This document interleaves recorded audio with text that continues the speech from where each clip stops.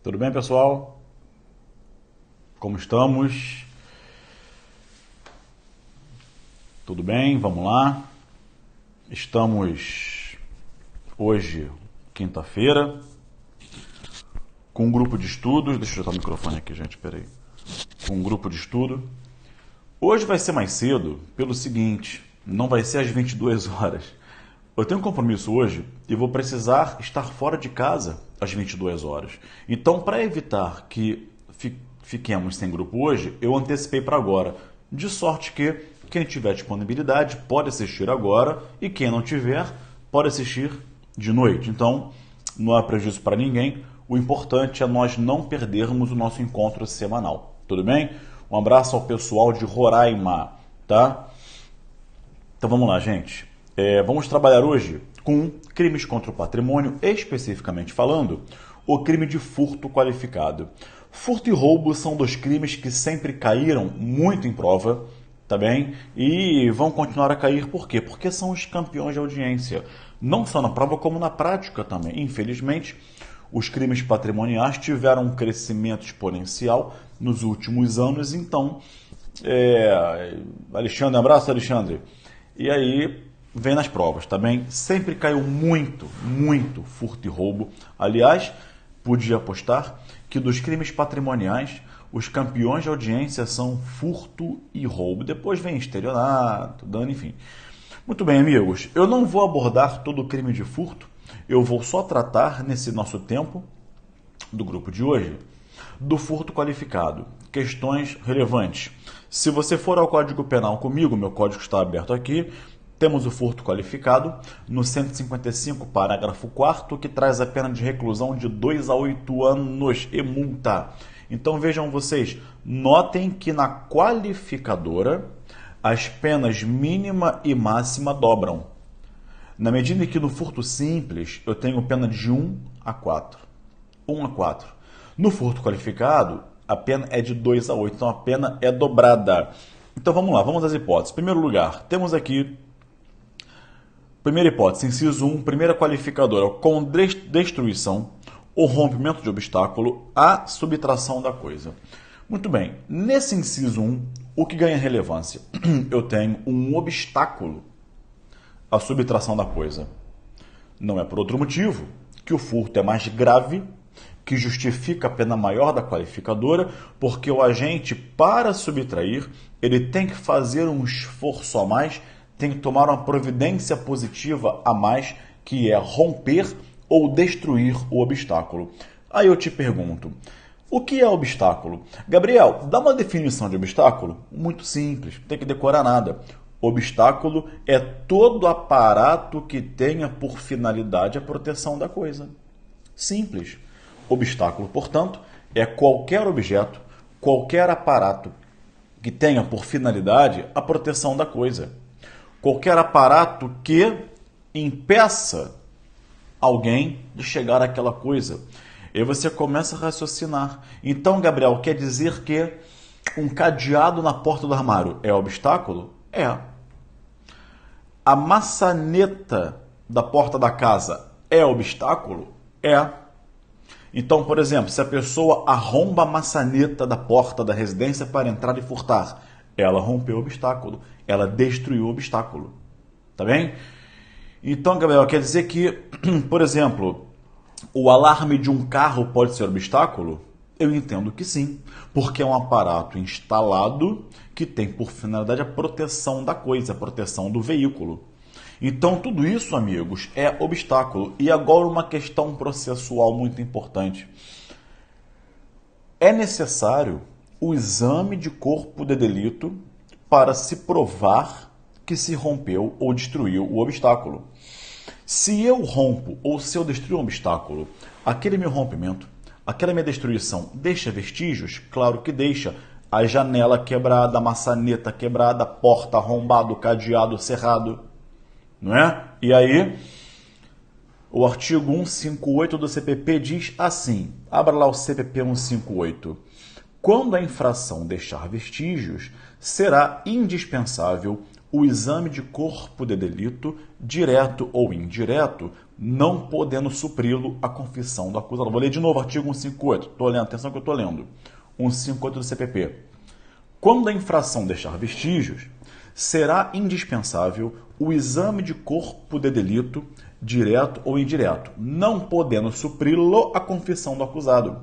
Então será necessário o laudo de arrombamento, um laudo para comprovar que o agente rompeu o cadeado, quebrou a fechadura, rompeu a janela, quebrou a janela, tá bem? Então, amigos, tudo isso porque o furto em si pode não deixar vestígios, né? Se eu pego o teu telefone celular da sua bolsa e levo comigo, não tem vestígio nenhum, né? Agora, se eu rompo o obstáculo, se eu pego e corto, serro o cadeado da sua mala, aí eu rompo o obstáculo, tá bem? Mas olha que interessante. Eu dei o conceito, não dei? Obstáculo é todo aparato que tem por finalidade a proteção da coisa. Bota uma vírgula aí agora, amigos. Desde que não a integre. Gabriel, repito, vírgula. De novo, obstáculo é qualquer aparato que tem por finalidade a proteção da coisa, vírgula, desde que não a integre. Ou seja, aquele obstáculo, aquele aparato não pode integrar a res furtiva, o objeto material do crime de furto. Não pode fazer parte da própria coisa a ser furtada. Mas, Gabriel, por quê? Por uma questão lógica. Porque se ele integrar, se fizer parte da coisa, for uma parte integrante da coisa furtada, passou a ser a própria res e deixou de ser um obstáculo para alcançar a res. Perceberam isso? Isso fica claro naquele clássico exemplo do vidro do carro. Para que serve o vidro do carro? O vidro do automóvel serve, além de vedá-lo, né, serve para proteger o que há dentro, inclusive as pessoas. Então, quer dizer, se o agente quebra o vidro para subtrair a mochila que está dentro do carro, ele rompeu o obstáculo. Tá? Furto qualificado. Agora, se ele quebra o vidro do carro para subtrair o carro todo, pergunto-lhes, é obstáculo? Não. Se o vidro integra o carro fazendo parte dele, não é obstáculo, aí será furto simples. É aquela velha discussão da falta de proporcionalidade. Ah, Gabriel, então é melhor para o réu furtar o carro todo? É. Numa brincadeira, ninguém vai incitar os outros a praticarem crimes, né? Mas numa brincadeira de proporcionalidade, até se pode dizer isso. Então, para o réu é melhor furtar o carro todo do que quebrar o vidro e furtar o que está dentro. Que aí ele pega um furto simples, né, da sursi processual, a pena mínima é de 1 ano. A jurisprudência poderia consertar essa desproporção, mas não a fez até hoje, infelizmente. Mas não é só isso não, amigos. Há uma questão interessante aqui no inciso 1. Veja, o inciso 1 fala assim, vamos à literalidade do artigo. Estou lendo aqui no Código Penal, tá? Com destruição ou rompimento de obstáculo. Não é ultrapassar um obstáculo. O que significa dizer o quê? O obstáculo tem que ser destruído ou rompido. Então, se eu vou furtar sua residência pelo telhado, quebro as telhas para entrar pelo telhado, eu rompi, eu destruí um obstáculo? Sim. Agora, se eu cuidadosamente tiro as telhas uma por uma, tiro as telhas, e até formar um buraco onde eu caiba para entrar na sua residência. Eu tiro as telhas uma por uma, não quebro nada, deixo lá bonitinho, entro, furto as joias. Quando eu saio igualmente pelo telhado, eu recoloco as telhas no lugar, todas encaixadas, bonitinho. Eu rompi obstáculo? Não. Eu destruí obstáculo? Não. Eu ultrapassei um obstáculo, que são as telhas, mas eu não destruí e nem rompi. Logo, nesse caso, não se aplica qualificadora, será um furto simples. E não é outra razão pela qual é necessária a perícia para dizer que o obstáculo foi rompido ou destruído, tá bem? Muito bem. Vamos para o inciso 2. Com abuso de confiança ou mediante fraude, escalada ou destreza. Bom, quando você ouve falar em abuso de confiança, você lembra do empregado doméstico, você lembra do motorista, você lembra do vigia. Amigos, atenção. Não presumam em prova que houve o abuso de confiança. Olha que legal. Já te falaram isso? O que significa abuso? Amigos, o que é ab em latim? Ab em latim. Já pararam para pensar? O que significa ab em latim? Não? Então olha só que legal. Em latim, ab significa além. Ab uso, além do uso. Ou a gente tem que usar a relação de confiança e abusar dela. Daí, abuso, abuso, ir além do uso. Eu só posso ir além daquilo que eu posso usar. Então, para que eu abuse, ou seja, para que eu abuse da confiança, eu tenho que ter uma relação de confiança prévia entre o autor e a vítima do furto. Ausente a relação de confiança prévia, a qualificadora não se aplica. Gabriel, como é que eu vou descobrir isso? Não tem que descobrir, tem que pescar na questão de prova. A questão de prova dirá, Gabriel, que tinha confiança de Alexandre e por isso tinha as chaves do imóvel. Ou a questão vai dizer isso implicitamente. Caramba, se eu tenho as chaves do apartamento do amigo meu, há uma nítida relação de confiança? Claro que há. Então, ou seja, é necessária uma relação de confiança anterior entre o autor e a vítima do furto para que essa qualificadora possa incidir. Lembrem-se, abuso, abuso. Tá? Se a questão trouxer um motorista, um vigia, tá? um empregado doméstico, se não trouxer expressa ou implicitamente essa relação prévia de confiança, não vai incidir essa qualificadora. Cuidado com o exemplo decorado da empregada. Pesca a informação correta, mas não é só. Com abuso de confiança, mediante fraude, escalada ou destreza. No que toca mediante fraude, né, eu não vou me alongar porque eu precisaria de um tempo para explicar a diferença entre isso e estelionato. Mas vou dizer que fraude é induzir alguém em erro. Eu emprego fraude para desviar a atenção da vítima e subtrai o seu bem. Tá? E escalada, gente? A escalada significa o acesso anormal à coisa. E eu te pergunto, o que é o acesso anormal? Imagine um furto de uma residência. O que seria o acesso anormal? Porque a gente pensa o quê? Escalar, né, pelo alto. É claro que se eu entrar na sua casa pela chaminé ou pelo teto, eu vou escalar. Será furto mediante escalada. Se eu entrar pela janela, será escalada. E se eu entrar pelo porão, é escalada? Eu vou repetir. Escalada consiste no acesso anormal à coisa. Então é só você se perguntar.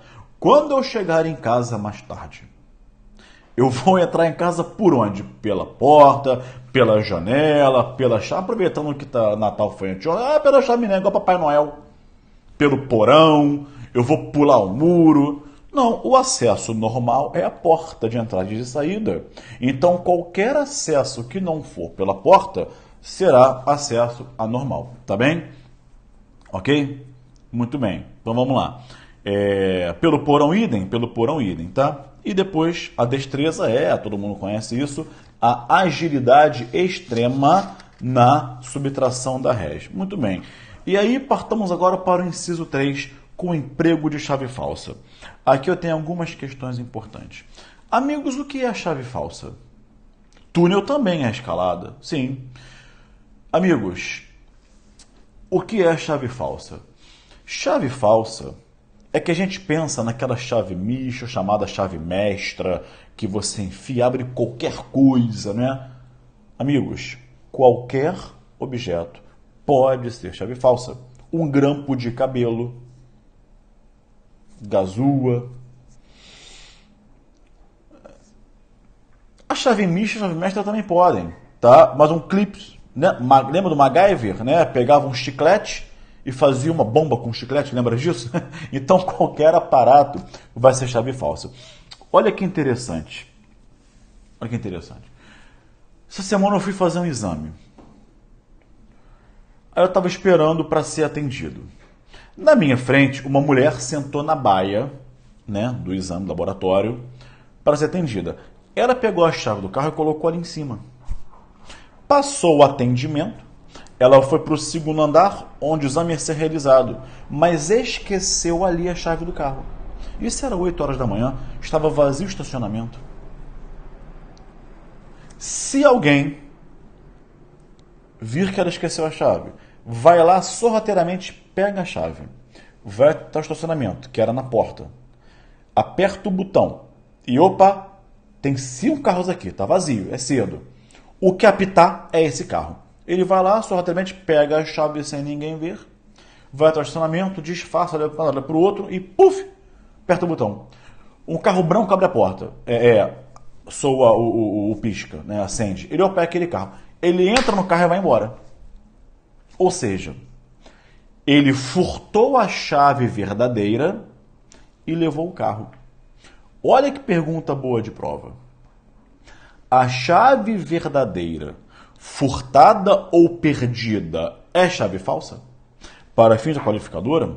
Porque nesse caso concreto, a mulher esqueceu a chave ali. Ele foi lá, subtraiu. Opa, de quem é a chave? Não sei. Ele achou a chave. Ou seja, a chave verdadeira, furtada ou perdida.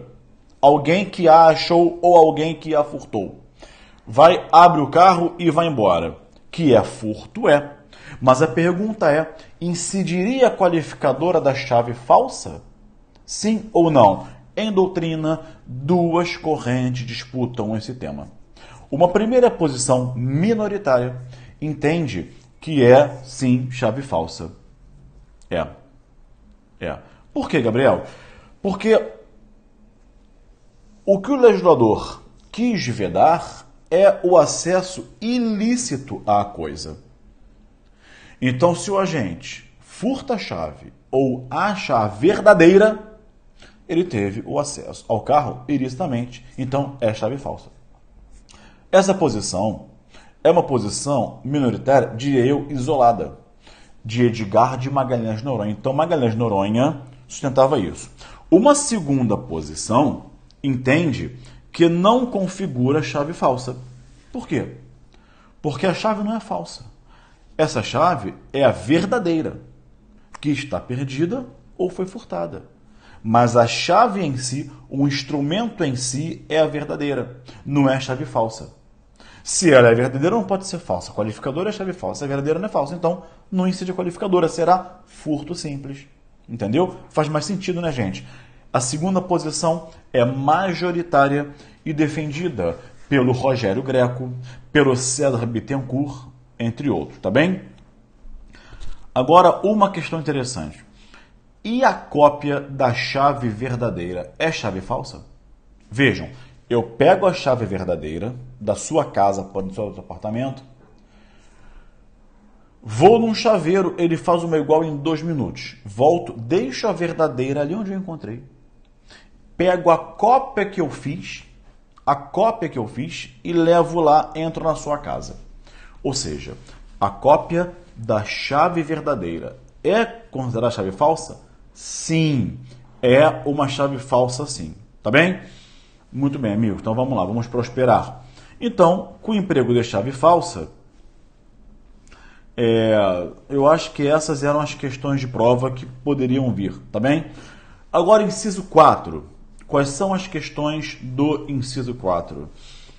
Mediante concurso de 2 ou mais pessoas. Olha que questão interessante. Vamos lá.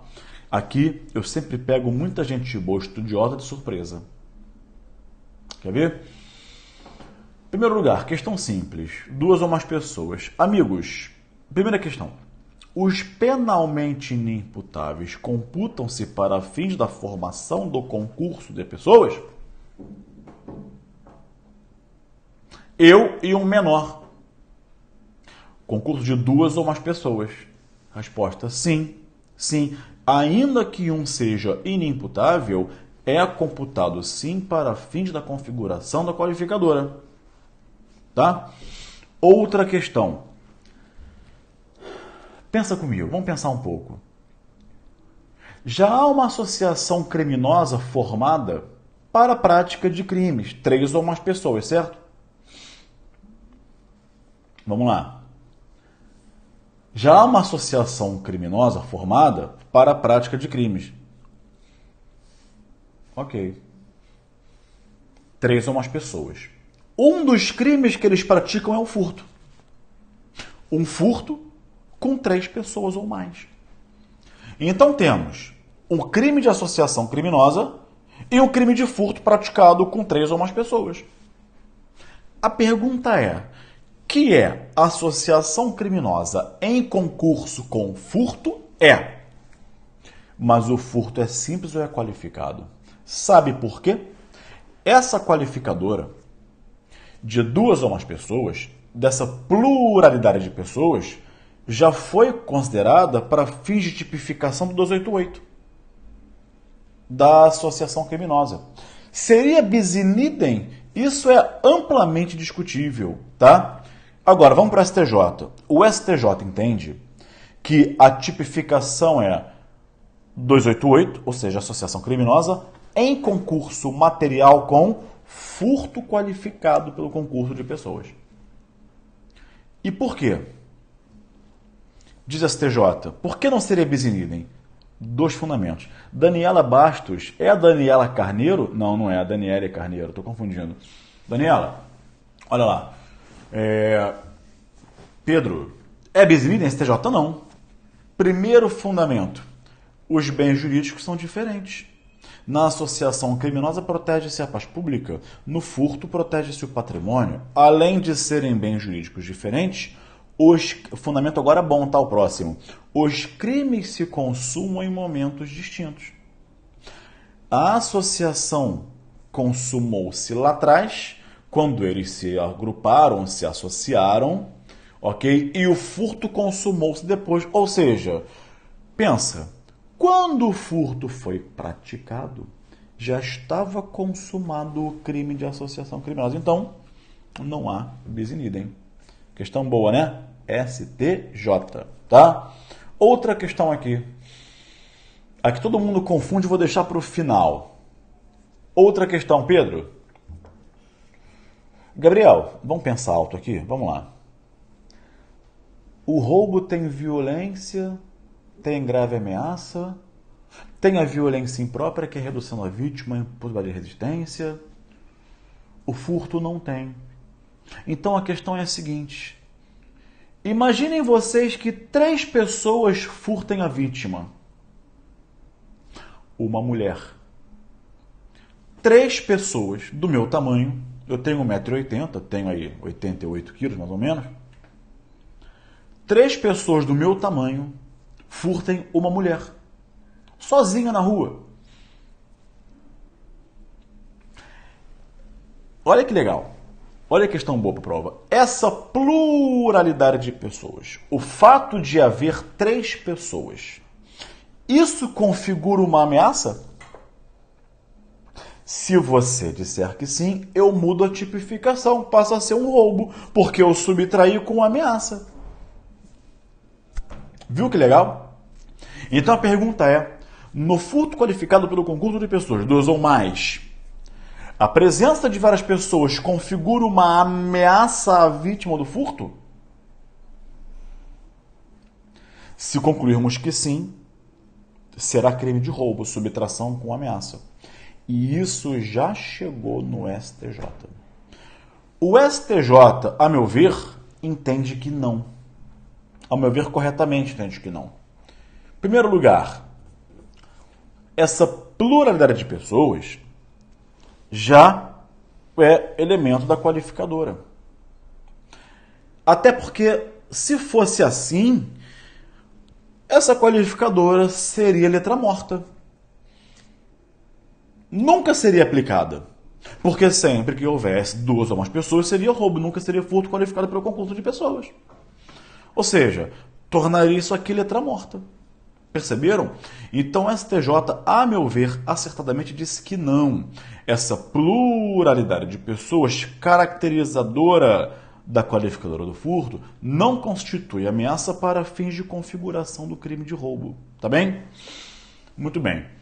E aí, meus amigos, para encerrar, a grande questão que muita gente boa, estudiosa, se confunde. Vamos lá. Vamos ler de novo? Mediante concurso de 2 ou mais pessoas. E aí? Eu estou aqui olhando para a lei e estou tentando achar aqui a resposta. Sabe por quê? Pelo seguinte. É necessário, porque a lei só fala isso, de novo, mediante o concurso de 2 ou mais pessoas. É necessário que as 2 ou mais pessoas estejam executando o crime de furto pessoalmente para a qualificadora incidir? Ou basta que uma esteja executando e a outra não?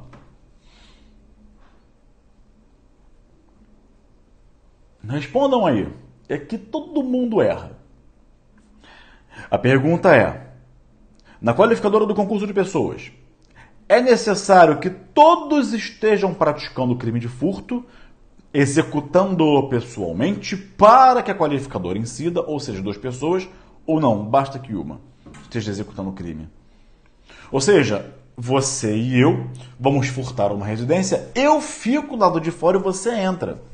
Não estão os 2 executando pessoalmente, estão? Não.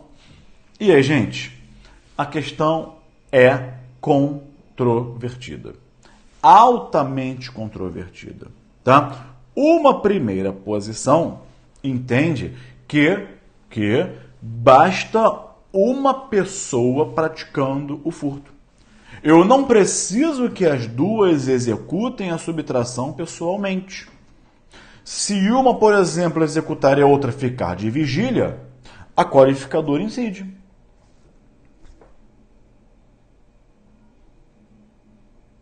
Ou seja,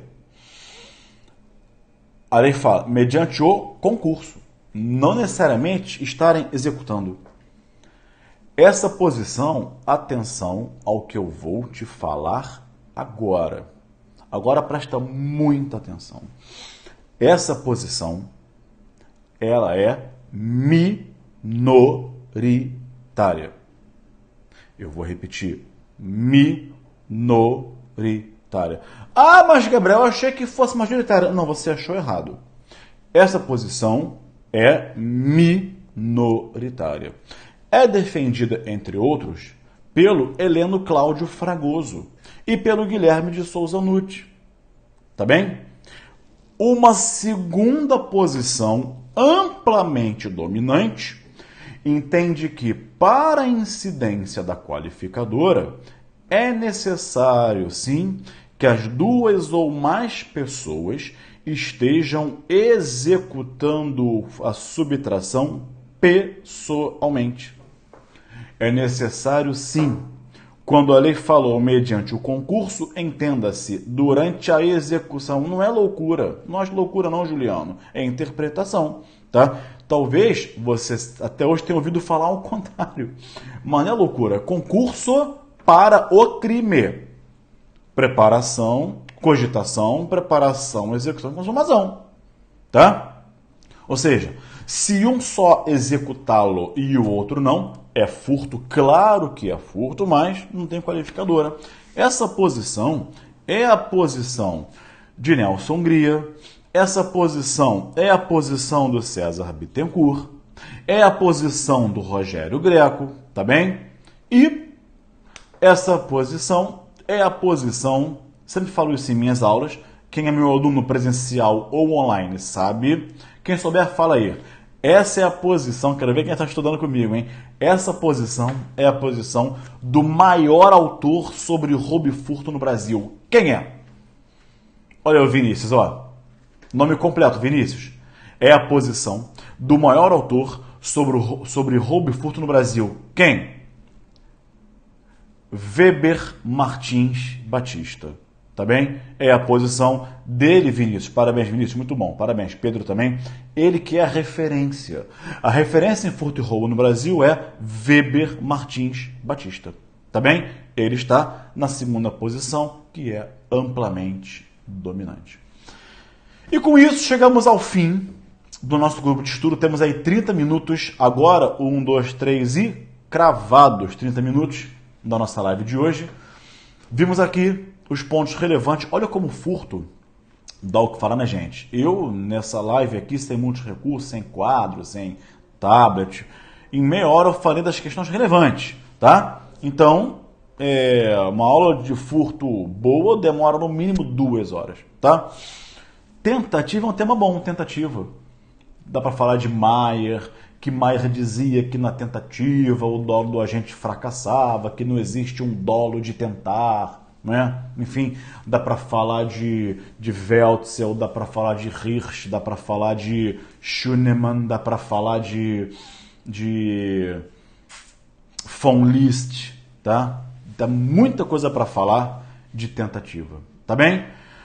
Meus amigos, hoje é dia 27 de dezembro de 2017. Eu queria que vocês soubessem que em 2018, ano que vem, daqui a menos de uma semana, nós vamos continuar juntos aqui no Periscope e eu trazendo conteúdo de alto nível com dogmática, cientificidade, 28, né? Hoje é dia 28, tá bom. Com dogmática, cientificidade, aprofundando os temas, tá? Contem comigo, continuem contando comigo em 2018 e vamos juntos o tempo que levar até a aprovação de vocês. A aprovação é uma questão de tempo, tá bem? Eu, que fiz mais de 20 concursos, te digo de carteirinha, né? A aprovação é uma questão de tempo. O que você tem que fazer até lá? Você tem que estudar, tá bem? Então, meus amigos, a vocês, feliz ano novo, que vocês estabeleçam metas para o ano que vem e que consigam cumpri-las. E vou encerrar com a minha frase célebre, que vocês certamente já ouviram alguém falar por aí, uns sabem que é minha, outros não sabem, fiquem sabendo agora. Todo esforço será bem recompensado. Tá bem? Eu vou repetir minha frase de vida. Todo esforço será bem recompensado. Feliz ano novo. Obrigado pela presença, pela companhia nessas lives de 2017. Ano que vem estaremos juntos novamente. Um abraço e até lá.